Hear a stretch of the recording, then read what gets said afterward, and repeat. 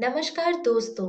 आज हम जीव विज्ञान का एक बहुत ही महत्वपूर्ण अध्याय पढ़ने जा रहे हैं जिसका नाम कोशिका चक्र और कोशिका विभाजन है। इस वीडियो में हम पढ़ेंगे कोशिका चक्र और कोशिका चक्र की प्रावस्थाएं। कोशिका चक्र क्या है? कोशिका विभाजन सभी जीवों के लिए एक अत्यंत महत्वपूर्ण प्रक्रिया है। एक कोशिका विभाजन के दौरान डीएनए प्रतिकृति व कोशिका वृद्धि होती है। ये सभी प्रक्रियाएं जैसे कोशिका विभाजन, डीएनए प्रतिकृति और कोशिका वृद्धि एक दूसरे के साथ समायोजित होकर इस प्रकार संपन्न होती है कि कोशिका विभाजन सही होता है व संतति कोशिकाओं में इनकी पैतृक कोशिकाओं वाला जीनोम होता है। घटनाओं का यह अनुक्रम जिसमें कोशिका अपने जीनोम का द्विगुण व अन्य संघटकों का संश्लेषण और तत्पश्चात विभाजित होकर दो नई संतति कोशिकाओं का निर्माण करती है, इसे कोशिका चक्र कहते हैं। यद्यपि कोशिका वृद्धि एक सतत प्रक्रिया है जिसमें डीएनए का संश्लेषण कोशिका चक्र की किसी एक विशिष्ट अवस्था में होती है।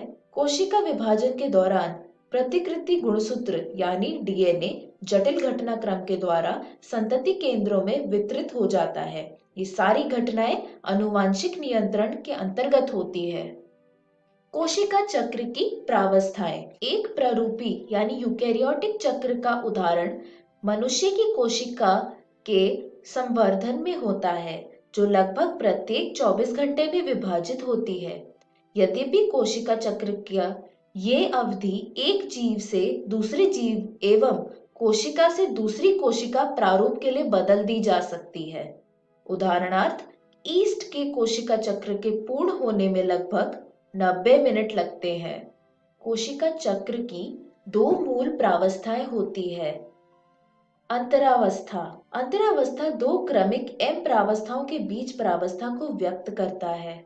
यह दोनों ये ध्यान देने योग्य महत्व है कि मनुष्य की कोशिका की औसतन अवधि 24 घंटे की कोशिका चक्र में कोशिका विभाजन लगभग 1 घंटे में पूर्ण होता है, जिसमें कोशिका चक्र की कुल अवधि 95% से अधिक की अवधि अंतरावस्था में ही व्यतीत होती है। अंतरावस्था को विश्राम प्रावस्था भी कहते हैं।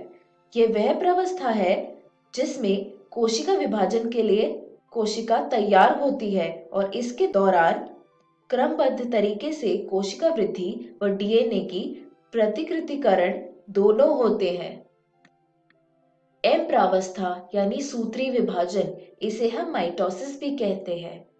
एम प्रावस्था का आरंभ केंद्रक के विभाजन यानी कैरियोकाइनेसिस से होता है, जो कि संगतक संतति गुणसूत्र के पृथक्करण सूत्री विभाजन के समतुल्य होता है और इसका अंत कोशिका द्रव्य विभाजन यानी साइटोकाइनेसिस के साथ होता है।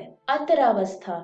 अंतरावस्था को 3 प्रावस्थाओं में विभाजित किया गया है: G1 फेज, S फेज और G2 फेज। G1 फेज समसूत्री विभाजन एवं डीएनए प्रतिकृतिकरण के बीच अंतराल को प्रदर्शित करता है। जीवन प्रावस्था में कोशिका उपापचयी रूप से सक्रिय होने लगती है एवं लगातार वृद्धि करती है, परंतु इसमें डीएनए प्रतिकृति नहीं होती। एस फेज में डीएनए का निर्माण एवं इसकी प्रतिकृति होती है। इस दौरान डीएनए की मात्रा दोगुनी हो जाती है।